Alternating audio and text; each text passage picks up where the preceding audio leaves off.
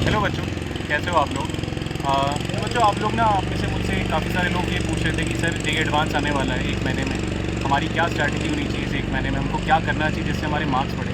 तो हम आज उसी के बारे में बात करेंगे।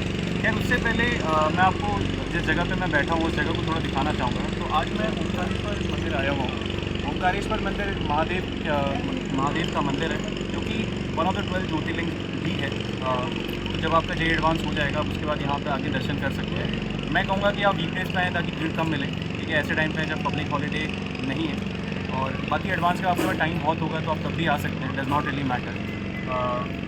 यहाँ पे बोटिंग वगैरह भी होती है बढ़िया बढ़िया, आप लोग के उस टाइम बढ़िया रहेगा। यार anyway let's get back to the topic. हम बात करते हैं कि आपकी ना क्या स्ट्रैटेजी है इस सेम टाइम। तो बिफोर आई स्टार्ट दैट ना let's try to understand one thing very crisply कि आप ना इस टाइम पे कोई नई चीज़ नहीं पढ़ सकते। आपके पास टाइम नहीं है कि 1 महीने में आप बैठ के ना कोई नई चीज़ पढ़ रहे हैं। तो एक चीज़ आपके दिमाग में गांठ बांध के इसमें बन जानी चाहिए कि ना आप इस टाइम पीरियड में कोई नई चीज़ नहीं पढ़ेंगे। नई से मेरा मतलब है कि एकदम नई जो आपने आज तक नहीं पढ़ी है आप उसको खोल के नहीं देखेंगे अनलेस अनटिल वो कुछ ऐसे चैप्टर्स हैं जो कि हाई रिवॉर्डिंग है। जैसे मैथ्स में एक चैप्टर होता है 3D, अगर आपने वो नहीं पढ़ा है तो आप पढ़ सकते हैं, ठीक है। बहुत रिवॉर्डिंग होता है, उससे एक क्वेश्चन फिक्स ही है एडवांस में, है ना। तो ऐसे चैप्टर्स हैं तो आप कर सकते हैं। बट अगर थर्मोडायनेमिक्स आपने पढ़ा ही नहीं है, हाइपोथेटिकली बोल रहा हूँ, ठीक है, आपने नहीं पढ़ा है तो मैं काफ़ी दुखी हूँ इसको जान के।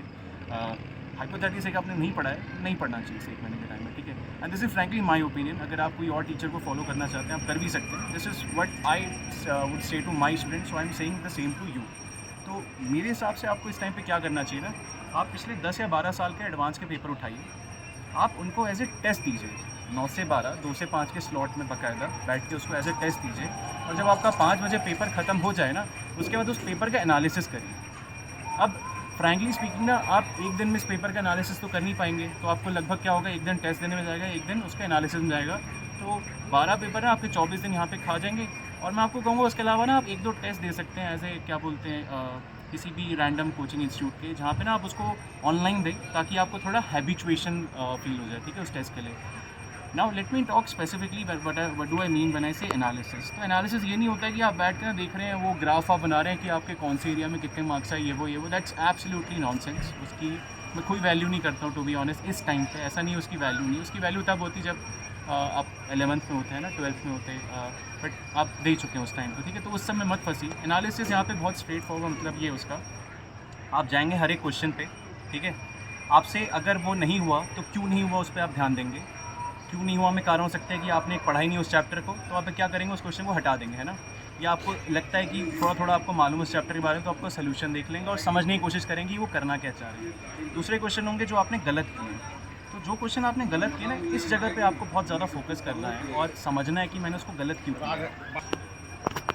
आई think there was some disturbance. तो मैं बात करता हूँ उन क्वेश्चन जो कि आपसे गलत हुए हैं। आपको ना उस पर बहुत ज़्यादा फोकस रखना है। क्योंकि ना ये चीज़ें आपको -2 देती हैं और आपको एक चीज़ समझ में आनी चाहिए कि -2 इज़ वर्स देन 0। अगर आप -2 स्कोर कर रहे हैं, आप एक 0 स्कोर करने वाले लड़के से भी पीछे हो जाते हैं। तो आपको ना उन क्वेश्चन पे जाना है, देखना है कि मेरा -2 आया क्यों एग्जैक्टली।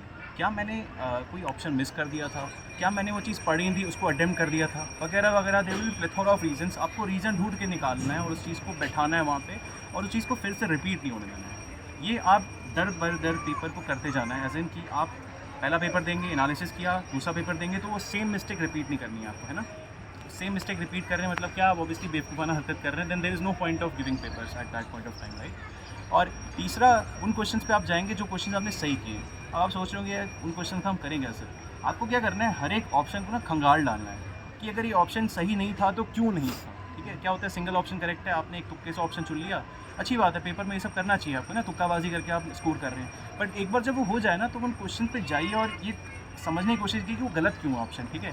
मैं बताता हूँ इसका रीज़न क्या है। इसका रीज़न है ना यार, जेई मैंने देखा है एडवांस ना काफ़ी नोटी इस सेंस में कि ना वो ऑप्शन उठाते हैं और उससे क्वेश्चन आ जाते हैं अगले साल में, है ना, कि ये गलत हुआ था, अच्छा एक काम करता हूँ मैं उसको सही कर देता हूँ और इसका नया क्वेश्चन बना देता हूँ। ये मैंने बहुत होते हुए देखा और केमिस्ट्री में इसकी प्रोबेबिलिटी बहुत ज़्यादा होती है ये चीज़ होने की, ठीक है।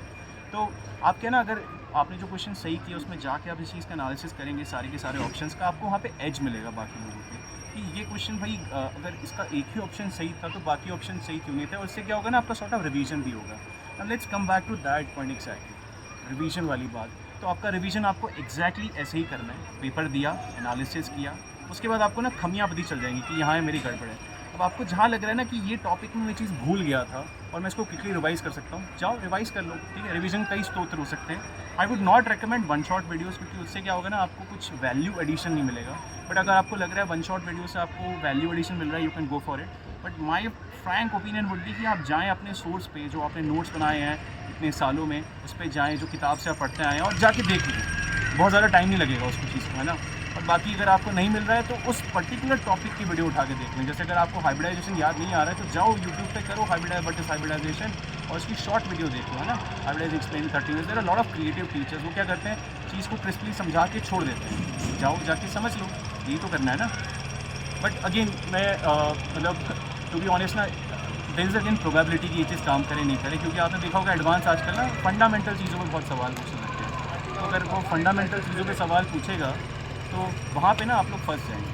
तो फ्रैंकली आई वुड प्रीफर कि आप किताब से आके रिवाइज़ कर लें, बट जैसा आप करना चाहे वैसा कर सकते हैं, ठीक है। ऐसा मैं आपको डरा नहीं रहा हूँ। See J advance is all about probability. आपको नहीं पता कि पेपर क्या आने वाला है, बट आपको ये चीज़ ज़रूर पता है कि अगर आपने ईमानदारी से मेहनत की है तो रफली 30-40% आप आराम से कर लेंगे। उसके ऊपर आपको थोड़े एफर्ट डालने पड़ेंगे, है ना। तो बैकग्राउंड नॉइज़, खैर यही था मेरा मैसेज आप लोगों के लिए, ठीक है। एक क्रिस्प और short message. Wish you all the best, Har Har Mahadev. अच्छे से करिए अपना पेपर, और पेपर के दिन बिल्कुल मत डरिएगा। एक चीज़ ध्यान से आप याद रखें, आपने आज तक जो मेहनत की है आप उसी के साथ जाने वाले हैं। ऐसा नहीं होगा पेपर के दिन आपको कोई चमत्कारी बूटी दे दी जाएगी जिससे आपका दिमाग प्रज्वलित हो जाएगा। ऐसा नहीं होने वाला है। और कोई आपको बोल रहा है तो झूठ बोल रहा है, ठीक है। ऐसा नहीं होता है। This is all the years of experience that I have gained. उसकी मुझसे वो चीज़ कहते हैं, ठीक है। क्या होता है, पेपर ख़राब कराते हैं, है ना। मैंने भी किया है, मेरे स्टूडेंट्स ने भी किया है, हो सकता है आप भी कर दो। तो ये चीज़ बिल्कुल नहीं करेंगे आप। आपने आज तक जो किया है जाके उसको ईमानदारी से आप पेपर में रेप्लिकेट करके आ जाएंगे, और उसके बाद आप चिल करेंगे, ठीक है।